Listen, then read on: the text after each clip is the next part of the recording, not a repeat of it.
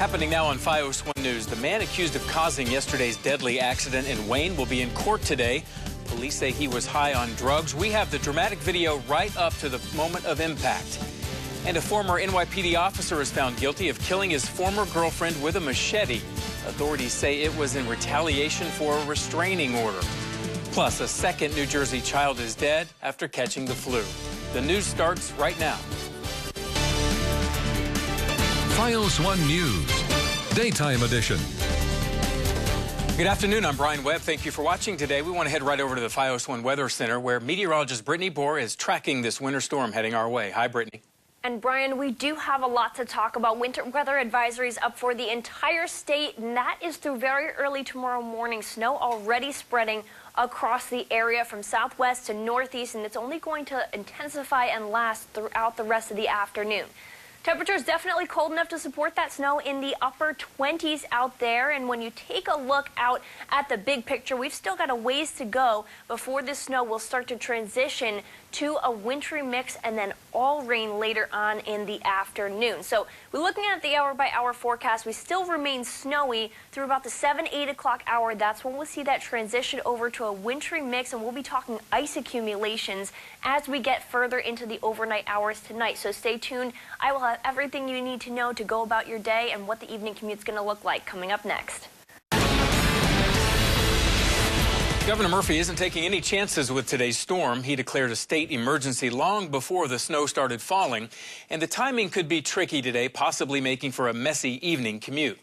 FiOS 1's Arnold Godoy has the latest from Bloomfield.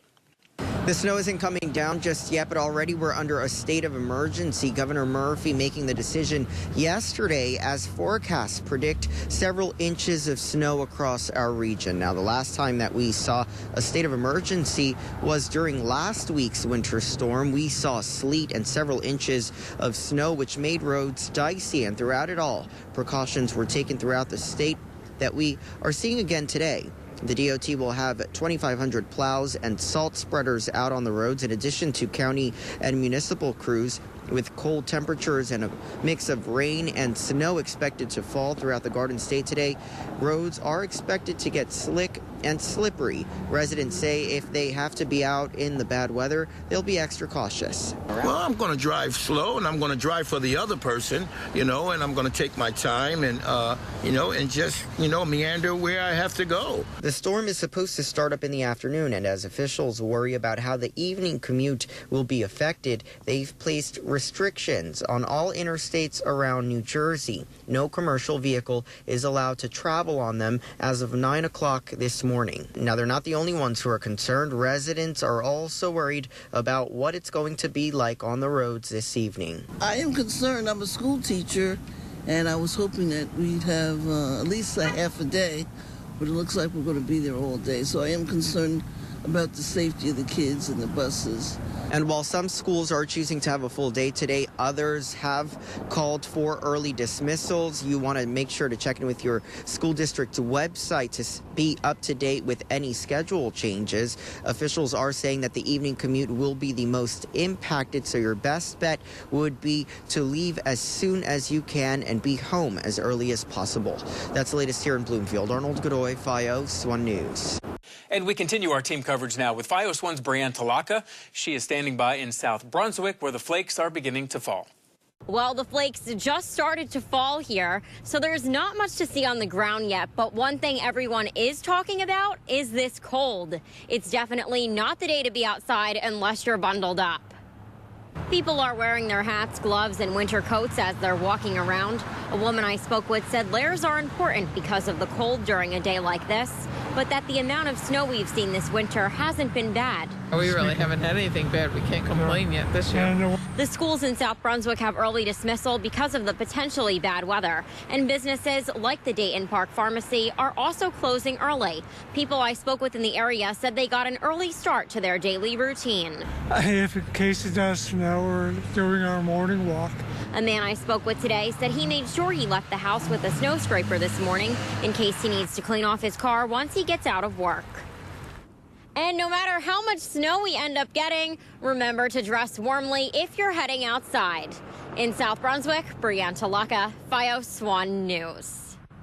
A driver involved in yesterday's deadly crash in Wayne will be in court today, accused of causing it. Police arrested 29-year-old Jason Vandery after the crash.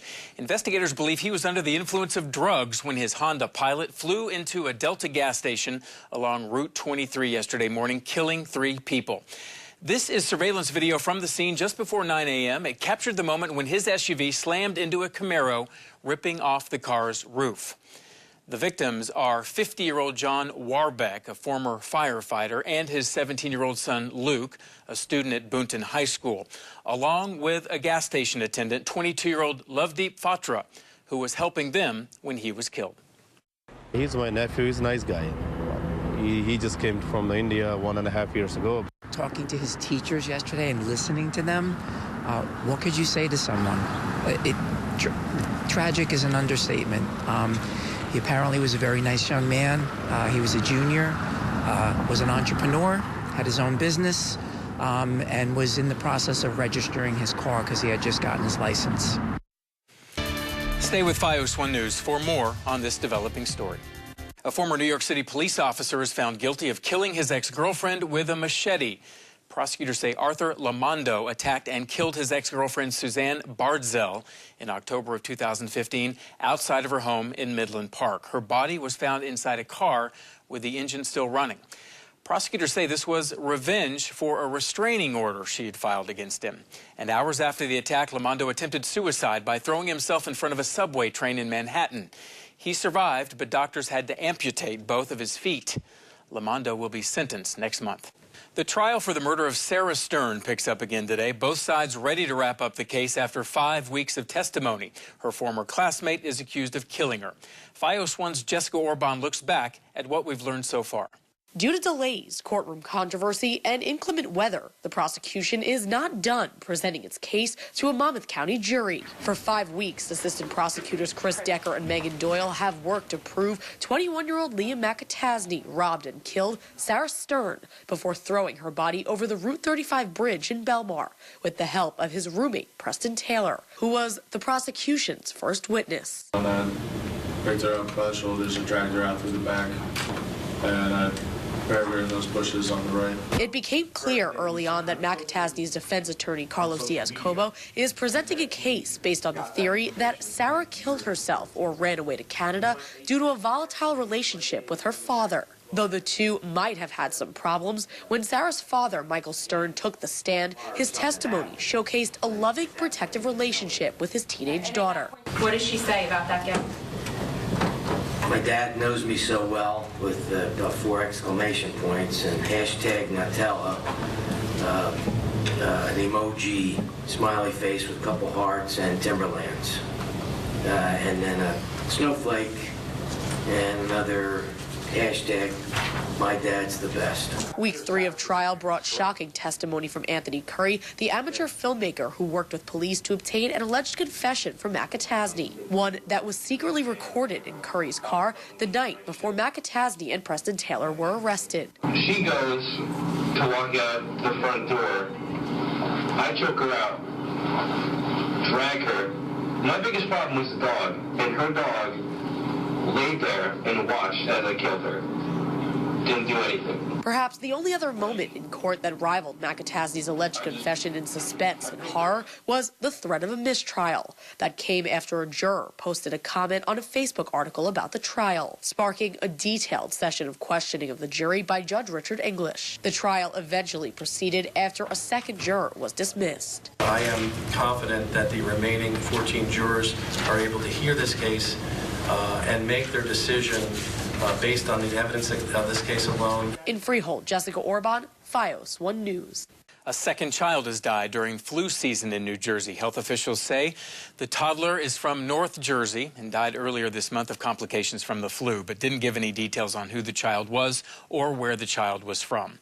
The first child died back in December, and officials say flu activity remains high across the state, and getting a flu shot is the best way to protect yourself and your children. A former superintendent in Bergen County is suing the district. Coming up, she claims she was mistreated and finally lost her job over it. We have the details after the break.